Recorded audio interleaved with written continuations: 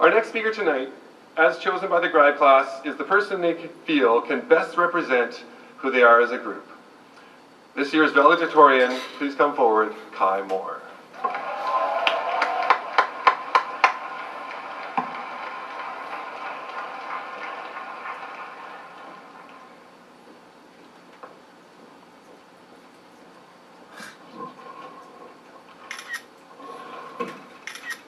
Well, tonight has really shown our grad class's diversity.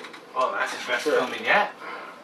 Good evening, parents, staff, distinguished members of the community, and last, but certainly not least, the graduating class of 2017. When I was chosen by my fellow classmates to be the valedictorian tonight, I was excited, overjoyed, and determined to write the best speech since Barack Obama's in 2008, when he said the words, "Yes, we can." But I'm not a former president, I don't have a Harvard law degree, and the words, "yes, we can," do not fit this night, but rather, yes, we did. High school, what a ride it has been, and I think I can speak for all of us in the class of 2017 when I say that we wouldn't have wanted to go through the last 5 years with any other group of people. Although it may not have been as extravagant or quite as dramatic as pictured in Hollywood movies such as High School Musical, it has been equally as eventful and much more difficult to see the end of it. For us, the graduating class of 2017, this is the end of high school, the final page being turned or the ending scene transitioning to the credits. But sometimes in order to move ahead, we must first look back. Back to grade 8, when this building became our second home. Back to when our grade was welcomed to high school by a nice prank from the grade 12s of that year. The prank consisted of filling our hallway with some extremely rotten food items and deer urine. That caused our hallway to be shut down for the duration of the day. Although it was hands down the worst thing I'd ever smelled in my life, it did something for us. We all got to know each other just a little bit better that day. And through the gossip and the horror of the event, it really was the ultimate way to break the ice. I think back to that September day 5 years ago more than ever. It's a reminder of how far we've all come, both as individuals and as a collaborative group. For myself, it was transitioning from more of a bowling ball body-shaped figure into something a little more healthy. And for others, a reminder of how close they become to their peers or how much they've grown as a person. The memories of high school with all of us together are ones that I will cherish. Back in grade 9, having our hallway be threatened to be taken away from us for constantly leaving it in disarray. In grade 10, discovering social gatherings while also having to combat the foreign concept of provincial exams. Every year from grades 8 to 11 had their highlights and memorable moments. But most of those occasions were limited to certain friend groups or cliques, enjoying ourselves, but somewhat separately. We all got along great, but we weren't unified like we are now. Some of us watched each other from afar or in the form of social media through Facebook likes or double taps on Instagram. But then grade 12 rolled around, and all of that changed. The invisible barriers between friend groups disappeared. The stereotypical categories of jocks, nerds, skids, or any other category you could think of, they no longer existed, because none of that mattered anymore. We were all the same, bind together into one friend group and one clique. The best category we could ever be put in. We were grads, all of us. Through the course of the year, we became closer and closer and accomplished things together that we can be proud of, watching us all change from young adolescents into almost fully grown, participating members of society.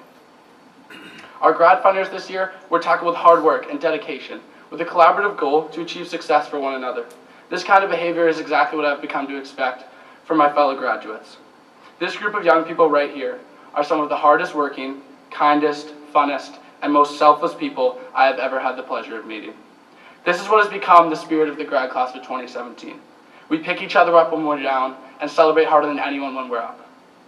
Whether we are bonding over Max and Cam's exceptionally dank memes, cramming for tests together, or going at each other viciously in gotcha. Thinking back to the night of our prom really puts into perspective for you guys. How much we've all come together this year. So after all the stress of the girls trying to find that perfect dress, and all of us praying the forecast would be wrong and it wouldn't rain on us, the night turned out fantastic. After we'd all eaten and done some serious mingling, our open mic happened. This is what we chose to do instead of having a guest speaker. And as it started, I gotta be honest, it was totally awkward. No one wanted to go up there and speak or say anything at all. But after a beautiful single of The Real Slim Shady by Adam Sparks, followed by a very, let's call it interesting speech by Shaden Wadash, the mic was live and well. Everyone immediately relaxed and went with it. And I have to say, it was one of the most special things I had ever witnessed. Everyone went up there and spoke about memories from elementary school, how they become close to their best friends, or how much we all mean to them, and how awesome this grad year has truly been. I can tell you right now that 2-3 years ago, you've been able to hear a pin drop in that dining hall, but not now. We've become a grad class more intertwined than I ever could have anticipated, and not to mention a grad class filled with truly great people. But individuals like the one sitting to my left don't just turn up out of nowhere. It is this school and this community that has made us who we all are today, and will play a huge part in shaping who we become in the future. Everyone from our incredible families, great teachers, tutors, coaches, and individuals that have helped us along the way and given us a helping hand. We may come from a small town that everyone thinks is an island and has a population of 1,000 people, but none of that limits us in what we have done and what we will do. I mean this with absolute confidence when I say that this group of students will go on to do exceptional things in life. Being the underdog is nothing we aren't used to. We aren't the biggest school in BC high school sports or anywhere near the top-rated school in the province for academics. We are something more than that. We care about the people who surround us, shy away from no challenge, and have the drive to create real change, no matter how small. Because if this grad class goes on to positively change people's lives, even half as much as they have changed mine, we will have accomplished something incredible. If there's one piece of advice I can pass along to my fellow graduates, it would be this. Do what you truly care about and are passionate for. We may not all become the future lawyers, doctors, teachers, millionaires, or celebrities, but that's okay. Those titles do not define our success, and every one of you is different, with different strengths, interests, and passions. The definition of success is to achieve the accomplishment of an aim or a purpose. I challenge you all to find that purpose, and to achieve and accomplish whatever it may be, no matter how big or how small. In 60 or 70 years from now, when we look back on our lives and what we have done, the things that we have or own, like the number in our bank accounts or the street address on our home, isn't what will dictate our success, but rather, if we lived out our years with purpose and with integrity. So search for that purpose. Don't settle until you found what makes you happy. Leave no stone unturned. This is it, grads of 2017. We bid each other a final farewell.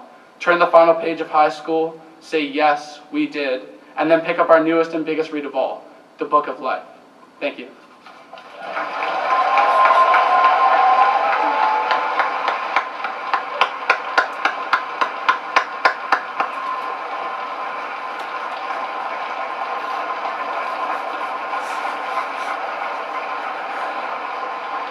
Thank you, Kai. I'd like to call up Megan Black and Peyton Coyle to make a presentation at this time.